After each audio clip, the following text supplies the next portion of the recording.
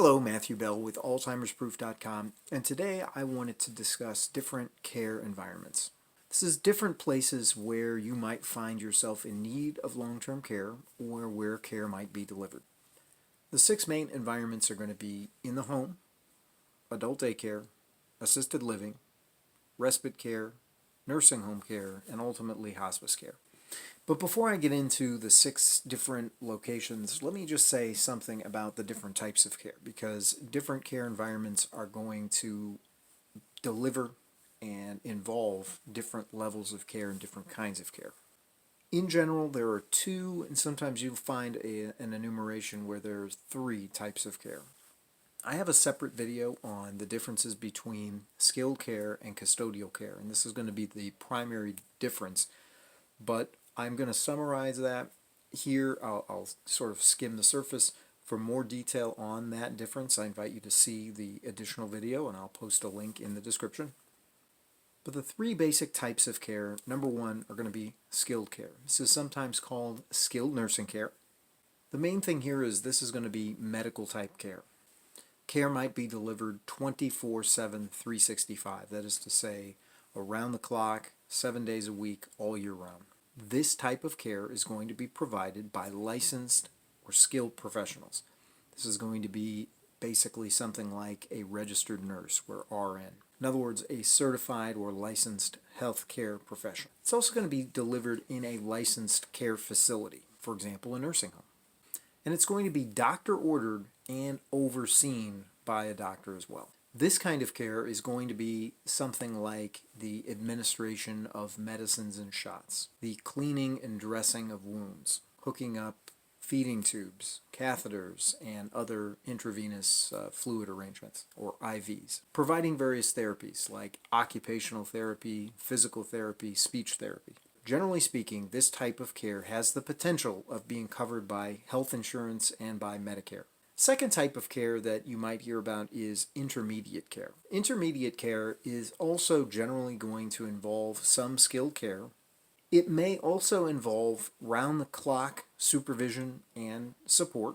It may last for weeks, possibly months, but generally it won't last as long as skilled nursing care in a skilled nursing facility. The care will be ordered by a doctor and will be generally administered again by a licensed healthcare professional, but it's usually going to be geared for convalescent or rehabilitative purposes. It's something of an in-between, usually between a home and a hospital, or between a home and a nursing home. There can be any number of different scenarios. It gets a little bit complex since this kind of care can be administered in a number of different care environments. So for example, you might find it administered in an assisted living facility.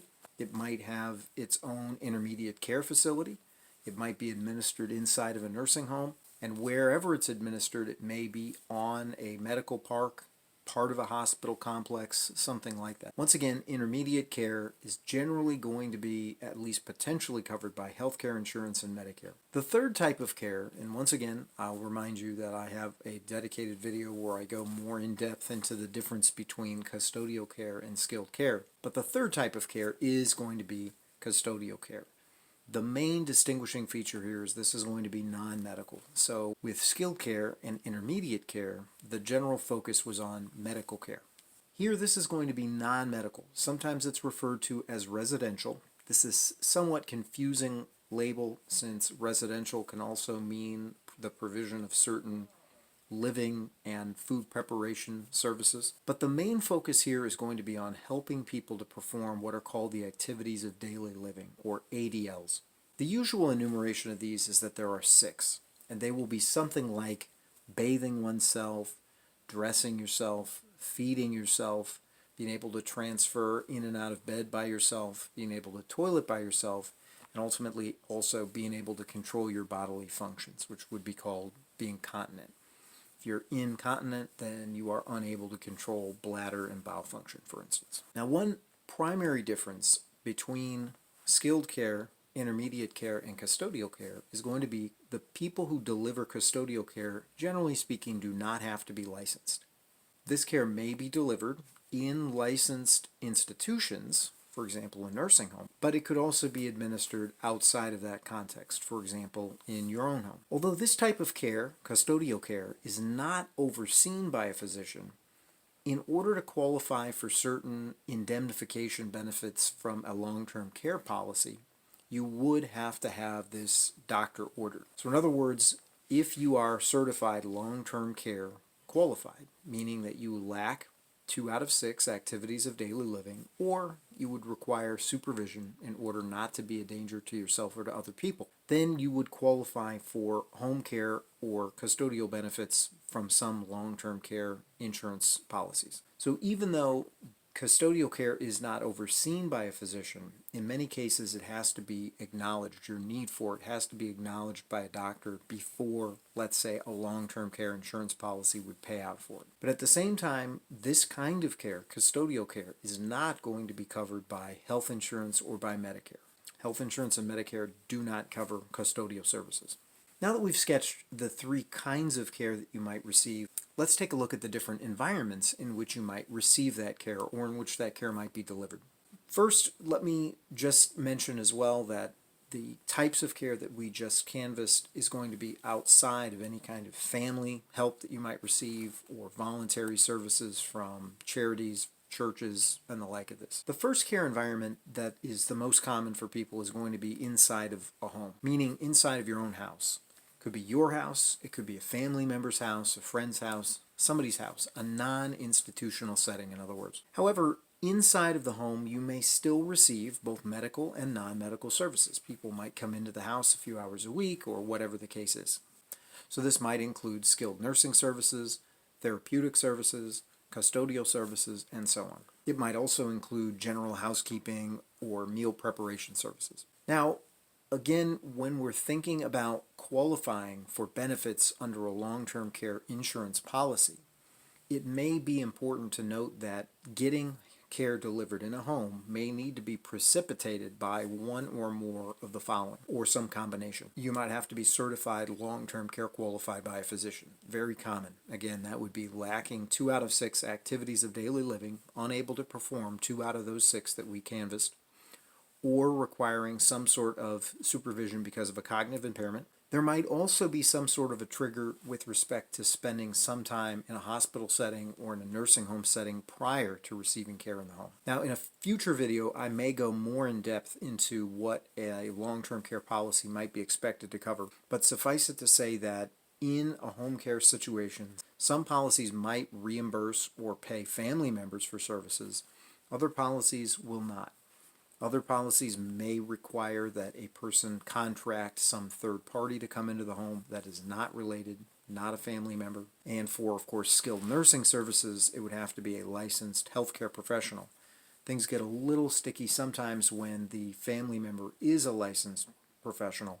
Some policies will pay for a family member and some will not. You'll have to read your policy. And again, this is not the place where I'm going to get into that kind of a detail.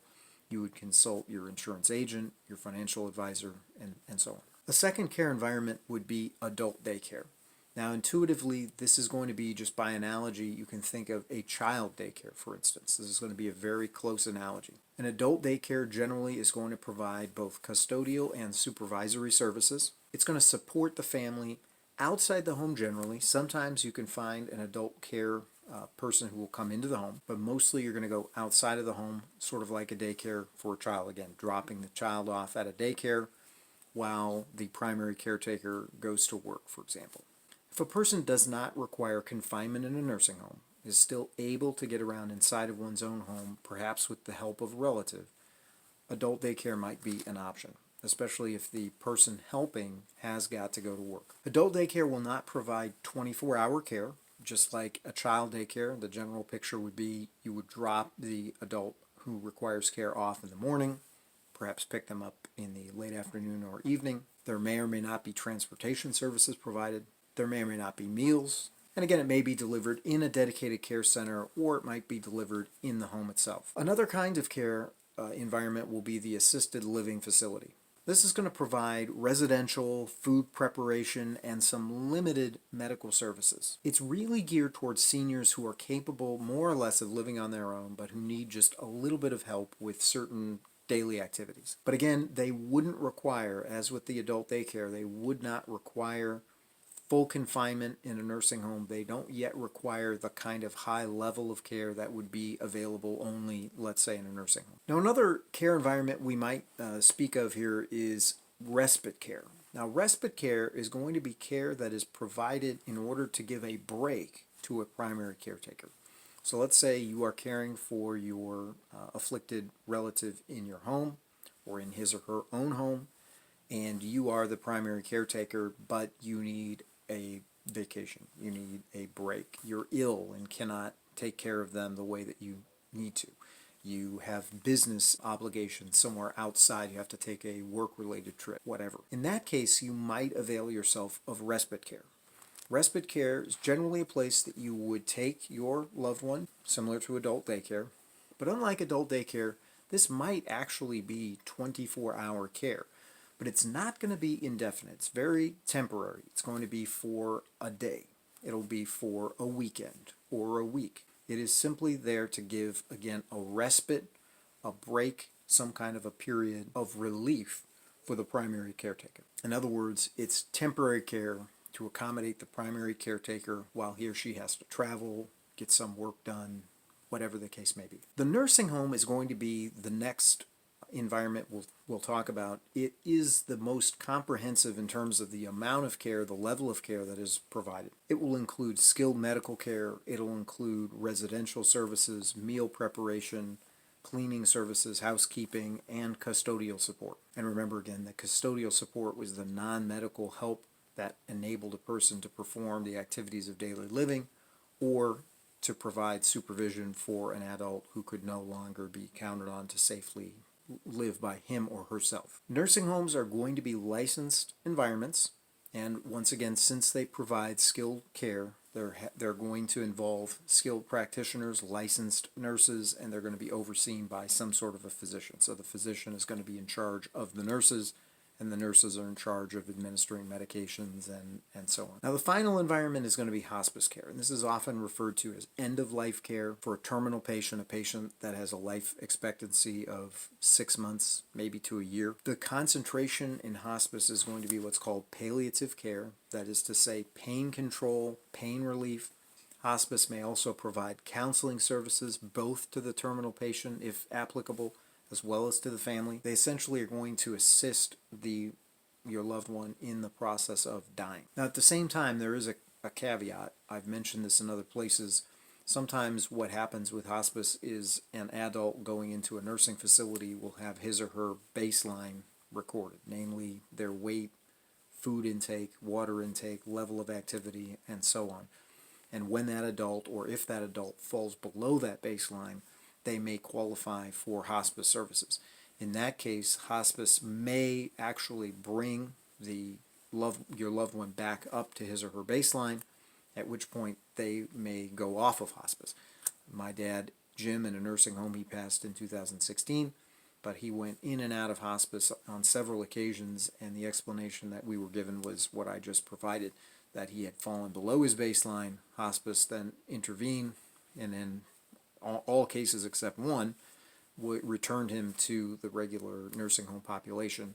Of course, the very last hospice interaction he had resulted in his death, or ended in his death. Now, hospice, in my dad's case, hospice care was delivered in the nursing home, but it could be delivered in your own home, it could be delivered in a hospital, in an assisted living facility, in a dedicated hospice facility, and perhaps any of a number of other possible locations. Now, in many cases, the question that you want to ask yourself when you're thinking about a long-term plan is, where would you like your care delivered? That is an important question. For many people, they dread the idea of going into a nursing home. They would prefer to be in the home environment for a period of time or until the end of their life. This is something that you at least need to start thinking through. I have other videos where I talk about paying for long-term care. That's a completely separate topic. But understand that when you think about the different care environments, they're going to involve you in different levels of cost. There may be a cost to your loved ones for helping you if you're going to rely on friends or family. So ultimately, I would say just have a plan.